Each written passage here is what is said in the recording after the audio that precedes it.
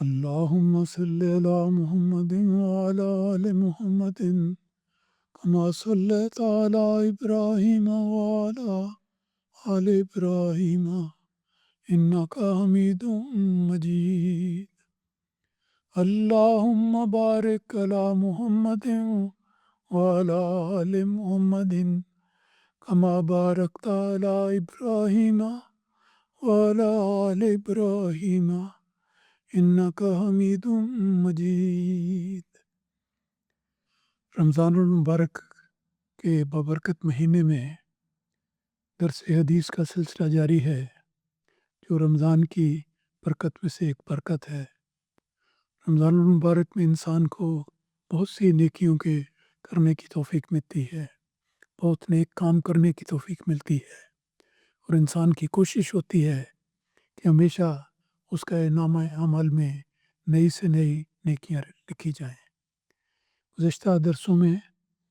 اسلام کے اس حکم کی تشریح بیان کی جا رہی تھی کہ رسول اکرم صلی اللہ علیہ وسلم نے فرمایا ہے کہ سلام کو بڑی کثرت سے رواج دو۔ سلم علی من عرفت و من لم تعرف، کہ تم کسی کو جانتے ہو یا نہیں جانتے، تم اس کو سلام کہو۔ اس ایک نصیحت کے مختلف پہلوؤں پر رسول اکرم صلی اللہ علیہ وسلم نے مختلف انداز میں روشنی ڈالی ہے اور مختلف پہلوؤں کی وضاحت کی ہے۔ آج کے درس میں پہلی حدیث یہ ہے کہ حضرت اسماء بنت یزید رضی اللہ عنہ بیان کرتی ہیں کہ حضرت صلی اللہ علیہ وسلم نے جب آپ ایک مسجد میں سے گزرے،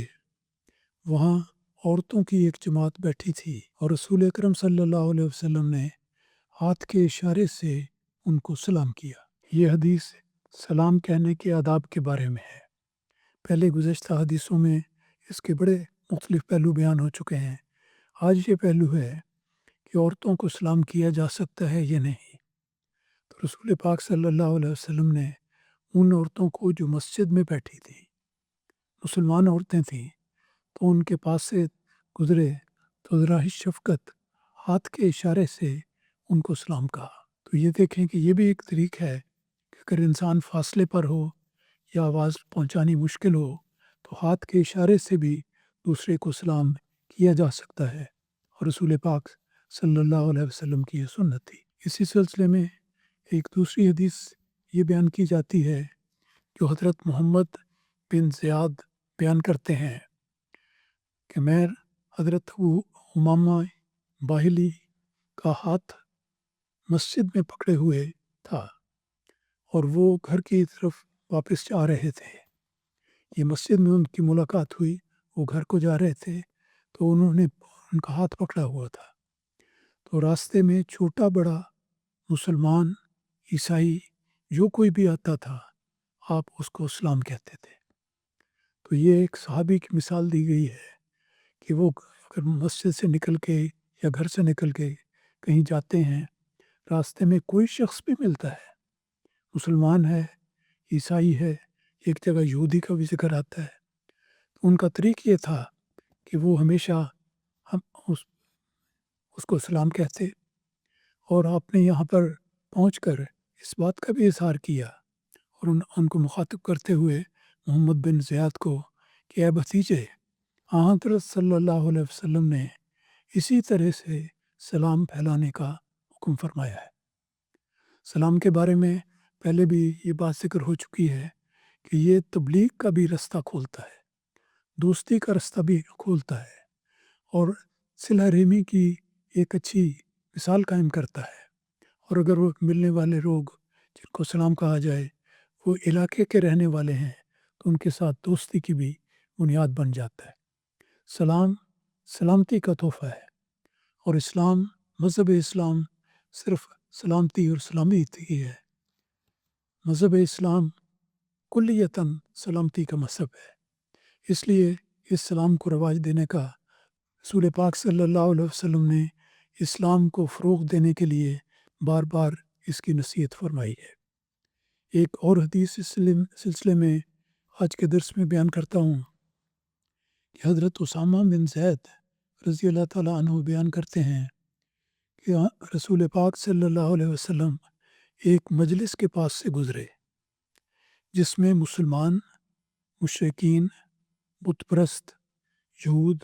اور ایک مجلس میں ہے کہ نصارہ بھی سب ملے جلے بیٹھے تھے۔ تو رسول اکرم صلی اللہ علیہ وسلم نے ان سب کو السلام علیکم کہا، مکمل سلام نہیں کہا، اس کی تفصیل بعد میں آتی ہے۔ آپ نے ان سب کو السلام علیکم کہا، اور اس سے یہ پتہ لگتا ہے کہ سلامتی کا تحفہ اور سلامتی کا پیغام دینا یہ ایک ایسی نصیحت ہے جو ایک مومن کو ہمیشہ یاد رکھنی چاہیے اور اس پر عمل کرنا چاہیے۔ اور یہ بات بھی ہے کہ سلامتی کے پیغام میں ایک ایسا پیغام مضمر ہے کہ انسان دوسرے کے قریب آ جاتا ہے اور دوسرا شخص بھی اس انسان کے قریب آ جاتا ہے۔ ورنہ دیکھیں، ایک راستے پر آمنے سامنے دو آدمی آتے ہیں، قریب سے گزرتے ہیں، اگر کوئی بات نہیں کرتا تو بالکل ایک اجنبی دوسرے اجنبی کے پاس سے گزر گیا۔ یہاں مغربی ممالک میں بھی رواج ہے کہ بہت کثرت سے لوگ،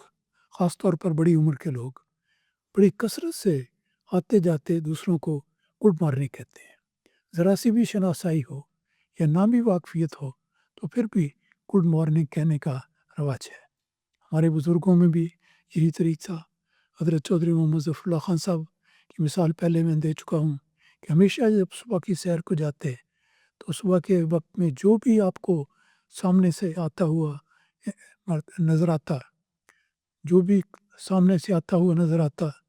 تو آپ اس کو سلام کہتے تھے، اور گڈ مارننگ، کیونکہ سلام کہیں گے تو اسے پتہ نہیں لگے گا کہ کیا کہا، وہ کچھ سمجھ نہیں سکے گا۔ تو گڈ مارننگ چونکہ ملک کا رواج ہے، مغربی دنیا کا رواج ہے، تو اپنے اس زبان میں اگر گڈ مارننگ کہہ دیا جائے تو یہ اس آدمی کو قریب لانے کے کا ذریعہ بن جاتا ہے۔ اور جو اسے فرمایا کرتے تھے کہ میں لوگوں کو سلام کرتا ہوں اس طرح پر، صبح کے وقت میں گڈ مارننگ کہتا ہوں اپنی صبح کی سیر میں، اور جب میں بار بار کہتا ہوں تو کئی دفعہ ایسے ہوتا ہے کہ ان سے گفتگو کا بھی موقع شروع ہو جاتا ہے، اور یہ دیکھیں تبلیغ کا ایک رستہ کھل جاتا ہے۔ تو اس لحاظ سے اس نصیحت کو یاد رکھنا چاہیے اور ہمارے معاشرے میں اس کو بہت عام کرنا چاہیے۔ اور جہاں تک جماعت کے افراد کے ساتھ سلام کا سوال ہے، اس کی احادیث میں تشریح پہلے گزر چکی ہے کہ سلام زبانی بھی ہوتا ہے، ہاتھ سے بھی ہوتا ہے، معانقہ بھی کر لیتے ہیں، مل لیتے ہیں، جیسا موقع ہو، جیسا طریق ہو، بہترین رنگ میں دل کی خوشنودی کے ساتھ اور دل کی